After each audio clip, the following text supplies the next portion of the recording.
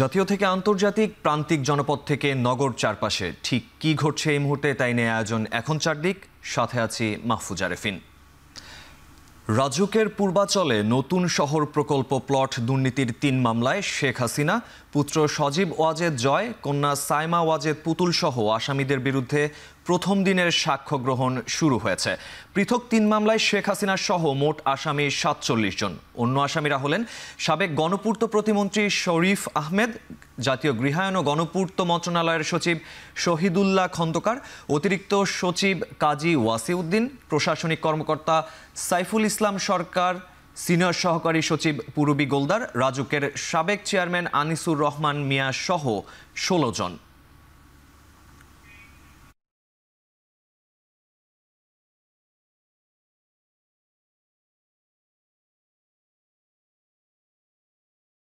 তদন্ত করে এবং অনুসন্ধান করে যে রিপোর্ট পায় এবং যে বিধি লঙ্ঘন করে আইন বহির্ভূতভাবে এই ৬টি প্লট শেখ হাসিনার পরিবার গ্রহণ করে, সেই আইন বহির্ভূত করা যে অন্যায় করেছে, যে অপরাধ করেছে, সেই অপরাধের ধারাগুলো উল্লেখ করে সে মামলা এজাহার দায়ের করেন।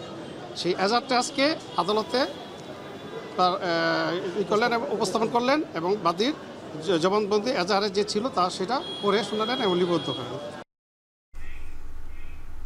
এ নিয়ে আরও জানাতে ঢাকা মহানগর দায়রা জজ আদালত থেকে যুক্ত আছেন রাব্বি হোসেন। প্রথম দিন সাক্ষ্য দিচ্ছেন কয়জন? এই মামলায় কি এখন পর্যন্ত কাউকে গ্রেফতার করা হয়েছে জানাবেন।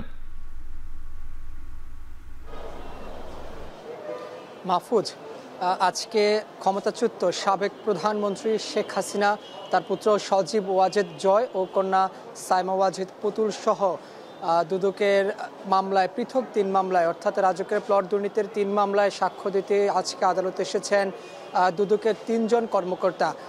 এখন ৩ নম্বর সাক্ষী চলছে। এর আগে 2 জন সাক্ষ্য দিয়েছেন। সেখানে দুদকের উপপরিচালক সালাউদ্দিন আহমেদ এবং সহকারী পরিচালক আফনান জান্নাত কেয়া সাক্ষ্য দিয়েছেন। এখন মূলত রাশেদুল হাসান নামে আরেকজন কর্মকর্তা সাক্ষ্য দিচ্ছেন। শেখ হাসিনা, তার পুত্র সজীব ওয়াজেদ জয়, সাইমা ওয়াজেদ পুতুল সহ মোট ৩ মামলায় ৪৭ জন আসামির বিরুদ্ধে। মূলত যে অভিযোগগুলো করা হয়েছে যে শেখ হাসিনার প্রধানমন্ত্রীর পদের যে ক্ষমতা সেটি অপব্যবহার করে ধানমন্ডিতে তাদের বাড়ি থাকা সত্ত্বেও রাজুকের প্লটের যে সেটি তারা নিয়েছেন, অর্থাৎ প্লট দুর্নীতি তারা করেছেন, এই কথাগুলো উঠে এসেছেন। পাশাপাশি রাজুকের অনেক কর্মকর্তা এবং গণপূর্তের অনেক কর্মকর্তা নিজেদেরকে লাভবান করার জন্য শেখ হাসিনা ও তার পরিবারকে প্লট বরাদ্দ দেওয়ার কথাও আজকের এই সাক্ষ্য গ্রহণে উঠে আসছে।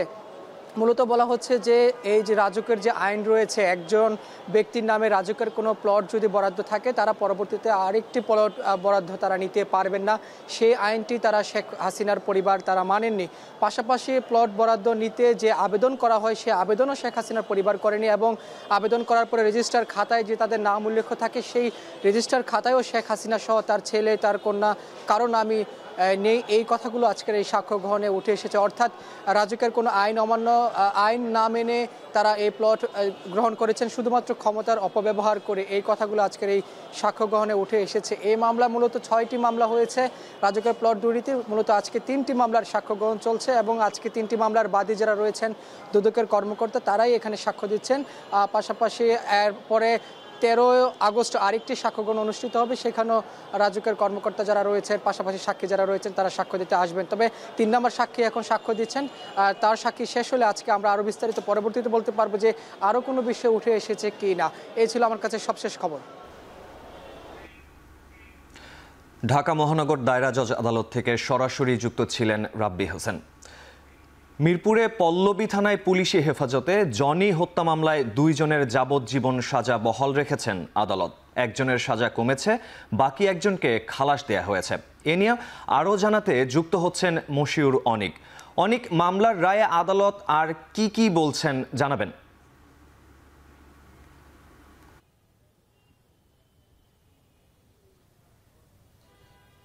মামলার রায়ে কি বলছেন সে বিষয়ে বলার আগে একটু জানিয়ে রাখা দরকার যে আসলে 2014 সালে সেই সময়কার যেই মামলা এবং হত্যা মামলা, পুলিশি হেফাজতে হত্যা মামলা, তার কিন্তু একটা চূড়ান্ত পরিণতির জন্য অপেক্ষা করছিল পুরো জাতি।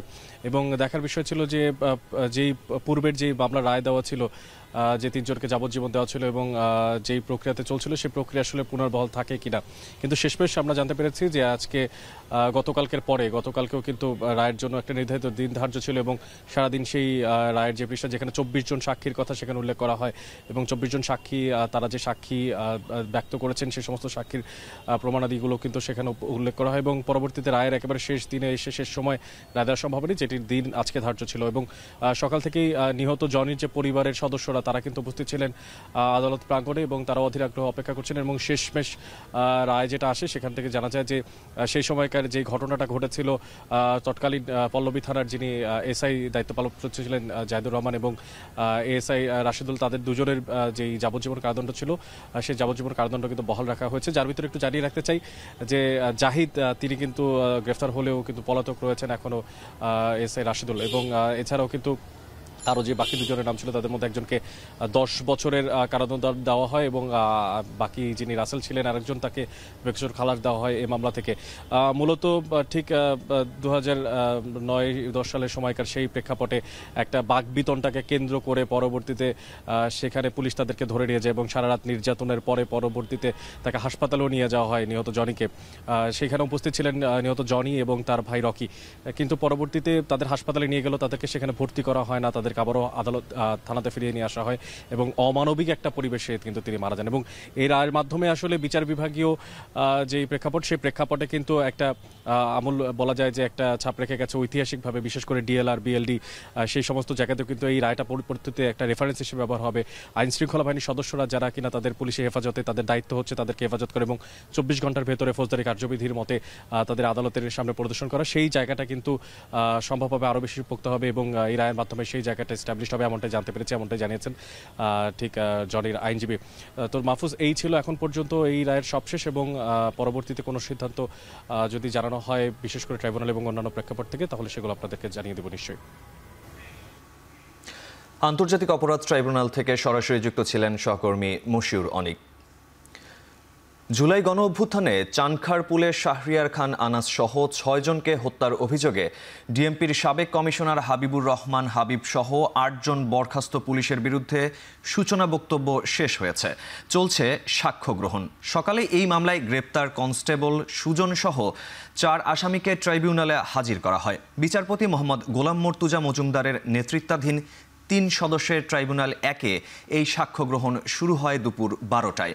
8 আসামির মধ্যে শাহবাগ থানার বরখাস্ত সাবেক ওসি আরশাদ হোসেন, কনস্টেবল মোহাম্মদ সুজন মিয়া, ইমাজ হোসেন ইমন ও নাসিরুল ইসলাম গ্রেফতার আছেন। আর পলাতক আছেন ডিএমপির বরখাস্ত সাবেক কমিশনার হাবিবুর রহমান, যুগ্ম কমিশনার সুদীপ কুমার চক্রবর্তী, রমনা অঞ্চলের সাবেক অতিরিক্ত উপকমিশনার শাহ আলম মোহাম্মদ আখতারুল ইসলাম ও রমনা অঞ্চলের সাবেক সহকারী কমিশনার মোহাম্মদ ইমরুল। এর মাধ্যমে শেখ হাসিনার মামলার পর জুলাই গণ অভ্যুত্থানের দ্বিতীয় কোনো মামলায় সাক্ষ্য গ্রহণ শুরু হলো। জুলাই গণহত্যায় জড়িত কেউই ছাড় পাবে না বলে জানান প্রসিকিউশন।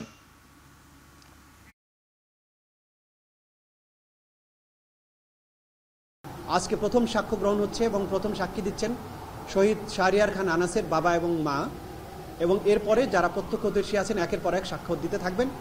আমরা শুধু এই মেসেজটা দিতে চাই, যারা মনে করেছিলেন যে বাংলাদেশে গণহত্যা চালিয়ে পার পাওয়া যাবে, যারা মনে করেছিলেন পরবর্তীতে প্রতিবিপ্লব ঘটাবেন অথবা অন্য কোনোভাবে এই বিচারটাকে বানচাল করার চেষ্টা করা যাবে, তাদের জন্য ক্লিয়ার মেসেজ, যারা অপরাধ করেছেন তারা কেউ ছাড় পাবেন না। বিচারের প্রক্রিয়া কোনো অবস্থাতেই বন্ধ হবে না। গণপ্রতিনিধিত্ব আদেশ আরপিও সংস্কারের একগুচ্ছ সুপারিশ চূড়ান্ত করতে মুলতবি করা কমিশনের সভা চলছে নির্বাচন কমিশনে।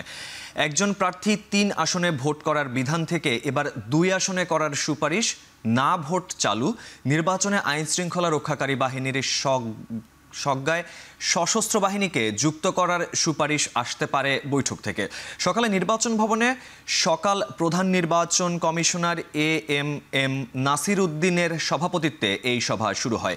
অন্য 4 নির্বাচন কমিশনার, ইসি সচিব আখতার আহমেদ সহ সংশ্লিষ্ট কর্মকর্তারা উপস্থিত রয়েছেন বৈঠকে। এর আগে বৃহস্পতিবার দিনভর আলোচনায় আচরণ বিধিমালা চূড়ান্তের কথা জানায় ইসি।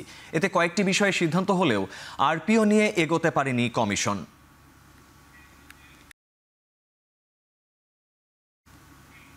আগামী নির্বাচনে সেনাবাহিনী সহ আইন শৃঙ্খলা বাহিনীর ৮০,০০০-এর বেশি সদস্য দায়িত্ব পালন করবে বলে জানিয়েছেন স্বরাষ্ট্র উপদেষ্টা জাহাঙ্গীর আলম চৌধুরী। ঢাকা ৩ আসনের ৩ নং ভোট কেন্দ্র তেঘরিয়া উচ্চ বিদ্যালয় পরিদর্শন শেষে সাংবাদিকদের তিনি কথা জানান। উপদেষ্টা বলেন, আইন শৃঙ্খলা বাহিনী নির্বাচনের সব ধরনের প্রস্তুতি নিয়েছে। প্রার্থীরা চাইলে সুষ্ঠু নির্বাচন সম্ভব। এছাড়া বিগত সময়ে তরুণরা যারা ভোট দিতে পারেনি তারা যেন এবার সুষ্ঠুভাবে ভোট দিতে পারে সে ব্যাপারে সচেষ্ট থাকবে প্রশাসন। আমরা প্রতিদ্বন্দ্বে সেই জন্য পুলিশ দিবই। তারপরে আমাদের মোবাইল ফিচারে এবার জানেন অন্য সময় আমরা আর্মি পুলিশ হবে, এবার আমরা আপনার ৮০,০০০ উপরে সেনাবাহিনী নিয়োগ করবো, নৌবাহিনী নিয়োগ করবো, সেনাবাহিনী নিয়োগ করবো, বিজিবি নিয়োগ করবে এবং র্যাব এবং অন্যান্য বাহিনী থাকবে। আইন শৃঙ্খলা বাহিনী পর্যাপ্ত পরিমাণ থাকবে। বাট আমি একটা কথা বলছি যে আপনার আগে নির্বাচনটা সুষ্ঠুভাবে সবচেয়ে হেল্পফুল ভাবে করার সাহায্য করতে পারে হলো যারা নির্বাচনে অংশগ্রহণ করে তারা। সবাই আমরা ইলেকশনটা চাচ্ছি এবং একটা শান্তিপূর্ণভাবে ইলেকশন হোক এটা চাচ্ছি। এই জন্য এটার জন্য যত ধরনের আমাদের প্রিপারেশন নেওয়ার আমরা প্রস্তুতি নিচ্ছি। গাজীপুরের সাংবাদিক আসাদুজ্জামান তুহিনকে নৃশংসভাবে হত্যার সঙ্গে জড়িতদের দ্রুত গ্রেপ্তার ও বিচার দাবি করেছেন সাংবাদিক নেতারা।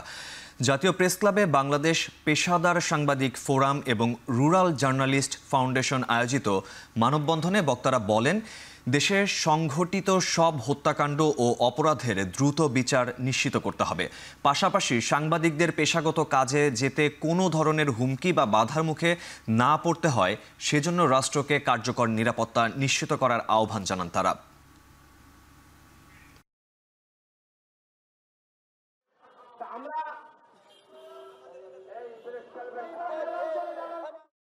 আগররুনি থেকে আসাদুজ্জামান তুহিন আজ পর্যন্ত আমরা রেহাই পাইনি।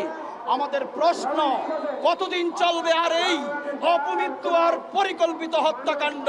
রুরাল জার্নালিস্ট ফাউন্ডেশন আয়োজিত এই শোকসভায় আমরা দৃঢ় চিত্তে বলতে চাই, তুহিন হত্যার বিচার চাই। এইটি হলো আসল উপপাদ্য।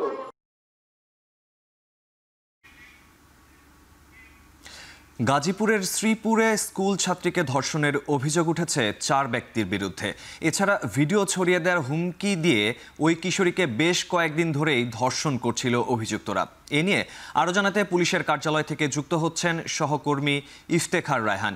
ইফতেখার, ধর্ষণের ঘটনায় মামলা হয়েছে কিনা এবং অভিযুক্তদের আইনের আওতায় আনতে প্রশাসনের পদক্ষেপ কি জানাবেন? জি, গতকালকে সন্ধ্যায় গাজীপুরের যে শ্রীপুর থানায় সেখানে যে কিশোরীকে ধর্ষণের ঘটনা ঘটেছে এবং সেই কিশোরীর বাবা বাদী হয়ে ৪ জনকে অভিযুক্ত করে একটি মামলা দায়ের করেছেন এবং এই ৪ জন হচ্ছে ওই কিশোরীরই আসলে দুঃসম্পর্কের আত্মীয় বলে এখন পর্যন্ত আমরা জানতে পেরেছি এবং তারা হচ্ছেন শফিকুল ইসলাম, সাব্বির, বাবুল আহমেদ এবং জসিমউদ্দিন। এই ৪ জনের বিরুদ্ধে অভিযোগ করা হয়েছে। মূলত ঘটনাটি ঘটেছে আ আ আ এখন থেকে প্রায় ১০ থেকে ১৫ দিন আগে।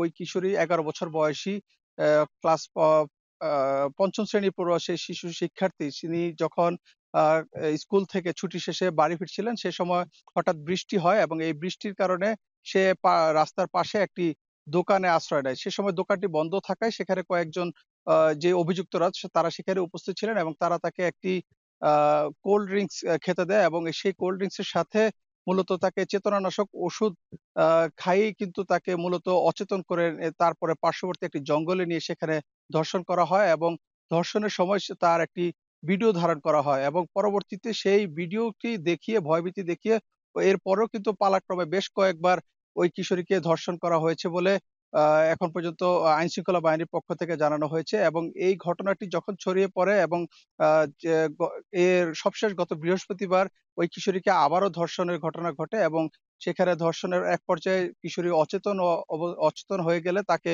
ফেলে চলে যায় অভিযুক্তরা। এরপর তার পরিবার খুঁজতে তাকে যখন রাস্তার পাশে একটি জঙ্গলে দেখতে পায় সেখান থেকে তাকে উদ্ধার করে স্থানীয় হাসপাতালে চিকিৎসা দেওয়া হয়েছে এবং বিষয়টি জানাজানি হয়। এবং এই ঘটনাকে কেন্দ্র করে কিন্তু পুরো এলাকায় একটি চাঞ্চল্য সৃষ্টি হয়েছে এবং আইন শৃঙ্খলা বাহিনীর পক্ষ থেকে বেশ কয়েকটি সংস্থা একযোগে তারা অভিযানে নেমেছেন। তারা অভিযুক্তদেরকে গ্রেফতার করার জন্য তারা সর্বোচ্চ চেষ্টা করছেন বলে জানিয়েছে। তো এখন পর্যন্ত এই ঘটনায় কেউ গ্রেফতার হয়নি। তবে পুলিশ বলছে যে খুব দ্রুতই এই অভিযুক্তরা গ্রেপ্তার হবে। তো এই ছিল আমার কাছে গাজীপুরের স্কুল ছাত্রীকে ধর্ষণের সবশেষ তথ্য। মেজর সিনহা হত্যা মামলায় অভিযুক্ত ওসি প্রদীপের মৃত্যুদণ্ড দ্রুত কার্যকর করার দাবি জানিয়েছেন এক্স ফোর্সেস অ্যাসোসিয়েশনের নেতারা। সোমবার ঢাকা রিপোর্টার্স ইউনিটিতে আয়োজিত সংবাদ সম্মেলনে তারা অভিযোগ করেন প্রশাসনিক দুর্বলতা ও বহির্বিশ্বের হস্তক্ষেপের কারণে রায় ঘোষণায় অযথা বিলম্ব হচ্ছে। আগামী 1 মাসের মধ্যে অবশ্যই এই ফাঁসির রায় কার্যকর হওয়া উচিত, ঠিক আছে। আর আমরা বিশ্বাস করি এখনো যে বিচার বিভাগ সম্পূর্ণ স্বাধীন। বর্তমান সরকারের প্রশাসনিক যে কাঠামোগত পদ্ধতি, কাঠামোগত যে আমলাতান্ত্রিক জটিলতা, সে জটিলতার কারণে আমি মনে করি যে এই বিচারের রায় কার্যকর হওয়াতে বিলম্বিত হচ্ছে। জানাবো আন্তর্জাতিক প্রসঙ্গ। গাজায় আল জাজিরার 5 সাংবাদিককে হত্যা করেছে ইসরায়েলি সেনাবাহিনী। আল শিফা হাসপাতালের প্রধান ফটকের বাইরে সাংবাদিকদের জন্য স্থাপন করা একটি তাঁবুতে চালানো হামলায় তারা নিহত হন বলে নিশ্চিত করেছে আল জাজিরা। ইসরায়েলি সেনাবাহিনী এক বিবৃতিতে হত্যার দায় স্বীকার করেছে। তবে ইসরায়েলের দাবি সাংবাদিক আল শরীফ হামাসের একটি সশস্ত্র ইউনিটের নেতৃত্ব দিয়েছিলেন এবং সেখান থেকে ইসরায়েলের বিরুদ্ধে রকেট হামলার পরিকল্পনা করা হতো।